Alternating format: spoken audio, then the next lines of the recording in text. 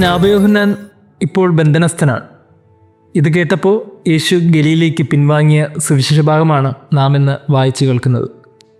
അവൻ പിൻവാങ്ങിയത് ഗലീലയിലേക്കാണ്. തുടർന്ന് സുവിശേഷങ്ങൾ വായിക്കുന്നത് അവൻ അവിടെ സ്വർഗരാജ്യത്തെക്കുറിച്ച് സംസാരിച്ചു. അവിടെ അവൻ മാനസാന്തരത്തെക്കുറിച്ച് പറഞ്ഞു. സിനഗോഗിൽ പഠിപ്പിച്ച് രാജ്യത്തിൻ്റെ സുവിശേഷം പ്രസംഗിച്ച് എല്ലാ രോഗികളെയും വ്യാധികളെയും സുഖപ്പെടുത്തി അവൻ ഗലീലയിൽ ചുറ്റി സഞ്ചരിച്ചു. വളരെ കൃത്യമായി യേശുവിൻ്റെ ദൗത്യം ഇവിടെ ആരംഭിക്കുകയാണ്. പക്ഷേ ഇവിടെ മാത്രമല്ല ഈ ദൗത്യം ആരംഭിച്ചത്. ഇതേ കണക്ഷൻ നമ്മളിനി കാണുന്നത് യേശുവിൻ്റെ ഉത്ഥാനത്തിന് ശേഷമാണ്. ഉത്ഥാനത്തിന് ശേഷം യേശു 11 പേരെയും ഒരുമിച്ച് കാണുന്നത് ഇതേ ഗലീലയിൽ വെച്ചാണ്. യേശു തൻ്റെ 11 ശിഷ്യന്മാർക്കും ദൗത്യം കൈമാറുന്നതും ഇതേ ഗലീലയിൽ വെച്ചാണ്. യേശു തൻ്റെ പരസ്യജീവിതത്തിൻ്റെ ദൗത്യം ആരംഭിക്കുന്നതും ഗലീലയിൽ വെച്ച്, അതേ ഇടത്ത് വെച്ച് തന്നെയാണ് തൻ്റെ ശിഷ്യന്മാർക്കും ദൗത്യം കൈമാറുന്നത്. നല്ലൊരു കണക്ഷൻ ഈ ഗലീലി എന്നൊരു ഇടത്തിന് തന്നെ ഉണ്ട്. ഈ കണക്ഷനോടുകൂടി ഈ വചനഭാഗം വായിക്കുമ്പോൾ പറയുന്നൊരു വചനഭാഗമുണ്ട്. അതിങ്ങനെയാണ്: അന്ധകാരത്തിൽ സ്ഥിതി ചെയ്യുന്ന ജനങ്ങൾ വലിയൊരു പ്രകാശം കണ്ടു. മരണത്തിൻ്റെ മേഖലയിലും നിഴലിലും വസിച്ചിരുന്നവർക്കായി ഒരു പുതിയ ദീപ്തി ഉദയം ചെയ്തു. ഇത് ഗലീലിക്കാരെക്കുറിച്ച് പറഞ്ഞതായിരിക്കണം. കാരണം യേശുവിൻ്റെ മിഷൻ അവിടെ ആയിരുന്നല്ലോ. ഇത് പറയുമ്പോൾ എന്തുകൊണ്ടാണ് അന്ധകാരത്തിലിരുന്നൊരു ജനത വലിയൊരു പ്രകാശം കണ്ടെന്ന് ഈ ഇടത്ത് വെച്ച് പറയാൻ കാരണം? അതിന് കാരണം അവിടെ യഹൂദരുണ്ടായിരുന്നു. പക്ഷേ യഹൂദർക്കൊരു പ്രശ്നമുണ്ട്. അവർ ആത്മീയത വളരെയധികം കുറഞ്ഞവരായിരുന്നു. ഇവിടെ ആത്മീയതയ്ക്ക് എന്തൊക്കെയോ പ്രശ്നം സംഭവിച്ചിട്ടുണ്ട്. അവരുടെ ഇടയിലാണ് ക്രിസ്തു സുവിശേഷം ആരംഭിക്കുന്നത്, തൻ്റെ ദൗത്യം ആരംഭിക്കുന്നത്. അങ്ങനെ ഒരു ആത്മീയ അന്ധത പാലിച്ച കുറേ മനുഷ്യരുടെയിൽ ക്രിസ്തു തൻ്റെ ദൗത്യം ആരംഭിക്കുകയാണ്. അതേയിടത്ത് വെച്ച് തൻ്റെ ശിഷ്യന്മാരെയും അവൻ ഉദ്ബോധിപ്പിക്കുന്നു. ഇനി നിങ്ങൾക്ക് ധൈര്യപൂർവ്വം പോകണം, എൻ്റെ ദൗത്യം ലോകമെങ്ങും പോയി പ്രഘോഷിക്കണം. ഒരു ഇടത്തിൽ നിൽക്കുമ്പോൾ ആ ഇടത്തിൻ്റെതായ ഒരു പശ്ചാത്തലം വളരെ മനോഹരമായി ക്രിസ്തുവിൻ്റെ തുടക്കത്തിലും ഒടുക്കത്തിലും കാണുന്നുണ്ട്. പ്രിയമുള്ളവരെ, എന്തിനാണ് ക്രിസ്തു ഈ ഭൂമിയിൽ വന്നതെന്നൊക്കെ ചോദ്യത്തിന് ഉത്തരം ഇത് തന്നെയാണ്. അവൻ നീതിമാന്മാരെ തേടിയല്ല വന്നത്, പാപികളെ തേടിയാണ്. ആവശ്യക്കാരന് മുമ്പിൽ ഇറങ്ങി വരാൻ കെൽപ്പുള്ളൊരു ദൈവം നമുക്കുണ്ട് എന്നുള്ളതാണ് നമ്മുടെ ദൈവത്തിൻ്റെ ഏറ്റവും വലിയൊരു പ്രത്യേകത. അവൻ വന്നത് എല്ലാ ജനങ്ങളെയും തേടിയാണ്. പക്ഷേ അവൻ്റെ തുടക്കം ഏറ്റവും അധികം ആത്മീയത കുറഞ്ഞു പോയെന്ന് വിശേഷിപ്പിക്കുന്നവരുടെ ഇടയിലും ഏറ്റവും അധികം മോശപ്പെട്ടു പോകുന്ന മനുഷ്യരുടെ ഇടയിലുമാണ്. അതാണ് ക്രിസ്തുവിൻ്റെ ഒരു പ്രത്യേകത. മത്തായി സുവിശേഷം കുറച്ചും കൂടി ഇത് മനോഹരമായി വ്യക്തമാക്കുന്നത് യഹൂദരുടെ ഇടയിലാണ് സുവിശേഷം ആരംഭിക്കുന്നത്. പക്ഷെ അതിലും യഹൂദരിൽ ഏറ്റവും അധികം ആത്മീയ അന്ധത പാലിച്ച ചിലരുടെ ഇടയിലാണ് അവൻ സുവിശേഷം ആരംഭിച്ചത്. എന്നിട്ടാണ് അതിങ്ങനെ സ്പ്രെഡ് ചെയ്ത് വിജാതിയുടെ ഇടയിലേക്കൊക്കെ ഇറങ്ങിച്ചെല്ലുന്നത്. അപ്പോൾ ഗോസ്പൽ ആദ്യം തുടങ്ങിയത് ഏറ്റവും അധികം വിശ്വാസമുണ്ട് പക്ഷേ അന്ധത ബാധിച്ച ചില മനുഷ്യരുടെ ഇടയിൽ. ഇതാണ് ക്രിസ്തുവിൻ്റെ ഒരു പ്രത്യേകത. എനിക്ക് തോന്നുന്നു ഒരു റീറീഡിങ് ഇനി ഈ ഗോസ്പലിന് ആവശ്യമുണ്ട്. നമ്മളൊക്കെ വിശ്വാസമുള്ളവരാണ്. ഈ വിശ്വാസം ഉള്ളതുകൊണ്ട് തന്നെ നമുക്ക് എവിടേക്കൊരു അന്ധത ബാധിച്ചിട്ടുണ്ട്. ഈ അന്ധതയെ വീണ്ടെടുക്കുക എന്നുള്ളത് ഇനിയൊരു അത്യാവശ്യമായ കാര്യമാണ്. പുതിയൊരു വർഷത്തിൽ നമ്മളായിരിക്കുമ്പോൾ ഈ ഇരുണ്ടുപോയ ചില കാര്യങ്ങളൊക്കെ ഇനി പ്രകാശത്തിലേക്ക് കൊണ്ടുവരണം. തകർന്നു പോയ കാര്യങ്ങളൊക്കെ കുറച്ചും കൂടി കെട്ടിപ്പൊക്കണം. അതിനുവേണ്ടി ഈ ഉള്ള വിശ്വാസത്തെ കുറച്ചും കൂടി ജ്വലിപ്പിക്കുക എന്നുള്ളത് ഏറ്റവും അത്യാവശ്യമായ കാര്യമാണെന്ന് തോന്നുന്നു. ക്രിസ്തുവിൻ്റെ ഈ ദൗത്യ ആരംഭത്തെക്കുറിച്ച് ധ്യാനിക്കുന്ന ഈ സുവിശേഷ ഭാഗത്ത് നമ്മളും ചിന്തിക്കേണ്ടത് നമ്മുടെ ഉള്ളിലും എവിടെയൊക്കെയോ ആ വലിയ ആത്മീയതയുടെയും വലിയ വിശ്വാസത്തിൻ്റെയും അനുഭവങ്ങളൊക്കെ ഉണ്ട്. പക്ഷേ ഒരു കനലിന് മുകളിൽ ഇങ്ങനെ മൂടിപ്പോയതുപോലെ നമ്മുടെയൊക്കെ ആത്മീയത മൂടിപ്പോയിട്ടുണ്ട്. ഒന്ന് ഊതിക്കളഞ്ഞാൽ പെട്ടെന്ന് ആ കനലൊക്കെ വീണ്ടും ജ്വലിച്ചു വരും. ഒരു ഊതൽ ഇന്ന് അത്യാവശ്യമാണ്. അങ്ങനെ ഒരു ഊതലിന് ശേഷം വീണ്ടും അതേ ആത്മീയതയിൽ ഒരു പ്രകാശിക്കാനും അതേ വിശ്വാസത്തിൽ വീണ്ടും ജ്വലിക്കുവാനും നമുക്കൊക്കെ സാധിക്കണം. പ്രിയമുള്ളവരെ, എനിക്ക് തോന്നുന്നു ഈ സുവിശേഷം നമുക്ക് നൽകുന്നൊരു ക്ഷണം ഇത് തന്നെയാണ്. എവിടെയാണോ നഷ്ടപ്പെട്ടു പോയത് അവിടെ ക്രിസ്തു തുടങ്ങി. എവിടെയാണോ ഇരുണ്ടുപോയത് അവിടെ നിന്ന് അവൻ ആരംഭിച്ചു. ഇനി ഇരുണ്ടുപോയ ഈ ആത്മീയതയ്ക്കിടയിൽ, അണഞ്ഞുപോയ ഈ ജീവിതത്തിനിടയിൽ കുറച്ചും കൂടി ഒരു പ്രകാശം അത്യാവശ്യമാണ്. ഗലീലിയക്കാരുടെ ഇടയിൽ ക്രിസ്തു സംസാരിച്ചതുപോലെ ജീവിച്ചതുപോലെ. ദൈവം നമ്മെ അനുഗ്രഹിക്കട്ടെ. പുലർകാല ദീപമായി ഹൃദയത്തിൽ നിറയുന്നു ദൈവം.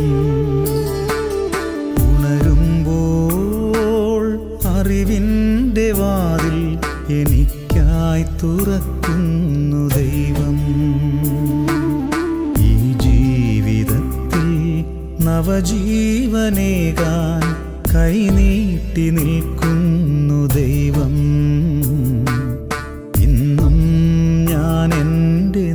നാഥൻ്റെ കൂടെ എല്ലാം എനിക്കിന്നു സ്വന്തം.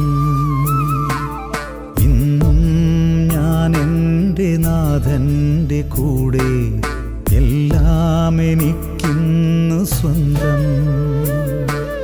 പുലരുമ്പോൾ പുലർക്കാലദീപമായി ഹൃദയത്തിൽ നിറയുന്നു ദൈവം.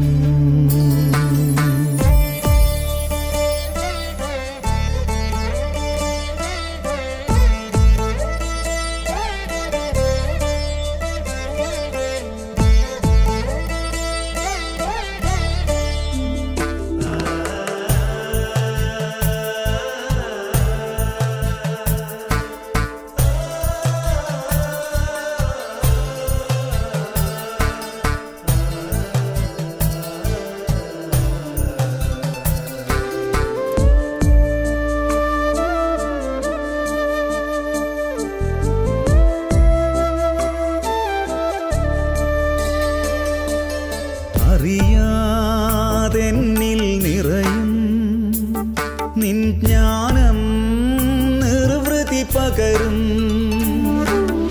അറിയാതെന്നിൽ നിറയും നിൻ ജ്ഞാനം നിർവൃതി പകരും. ആത്മാവിലെന്നും ആനന്ദമേകും ആലാപനം പോൽ ചൈതന്യമേകും. ഈ ജീവിതം എത്ര ധന്യം. ഇന്നും ഞാൻ എൻ്റെ നാഥൻ്റെ കൂടെ എല്ലാം എനിക്കിന്ന് സ്വന്തം. ഇന്നും ഞാൻ എൻ്റെ നാഥൻ്റെ കൂടെ എല്ലാം എനിക്കിന്ന് സ്വന്തം. പുലരുമ്പോൾ പുലർക്കാലദീപമായി ഹൃദയത്തിൽ നിറയുന്നു ദൈവം. ഉണരുമ്പോൾ അറിവിൻ്റെ വാതിൽ എനിക്കായി തുറക്കുന്നു ദൈവം.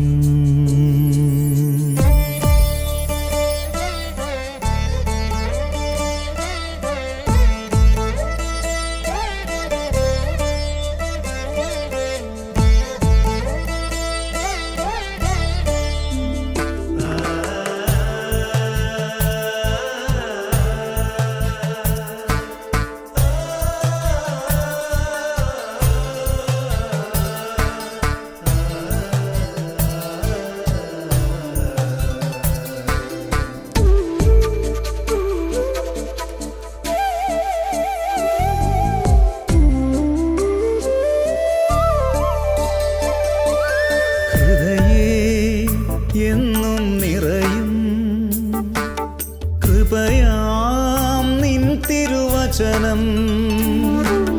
ഹൃദയേ എന്നും നിറയും കൃപയാം നിൻ തിരുവചനം. അലിവോടെ എന്നും ആശ്വാസമാകാൻ അലിവിൻ്റെ നാഥൻ എന്നോടു ചൊല്ലി. ആ സ്നേഹം ഞാൻ ഏറ്റുവാങ്ങി. ഇന്നും ഞാൻ എൻ്റെ നാഥൻ്റെ കൂടെ എല്ലാം എനിക്കിന്ന് സ്വന്തം. ഇന്നും ഞാൻ എൻ്റെ നാഥൻ്റെ കൂടെ എല്ലാം എനിക്കിന്ന് സ്വന്തം. പുലരുമ്പോൾ പുലർക്കാലദീപമായി ഹൃദയത്തിൽ നിറയുന്നു ദൈവം. ഉണരുമ്പോൾ അറിവിൻ്റെ വാതിൽ എനിക്കായി തുറക്കുന്നു ദൈവം. ഈ ജീവിതത്തിൽ നവജീവനേകാൻ കൈനീട്ടി നിൽക്കുന്നു ദൈവം. ഇന്നും ഞാൻ എൻ്റെ നാഥൻ്റെ കൂടെ എല്ലാം എനിക്കിന്ന് സ്വന്തം. ഇന്നും ഞാൻ എൻ്റെ നാഥൻ്റെ കൂടെ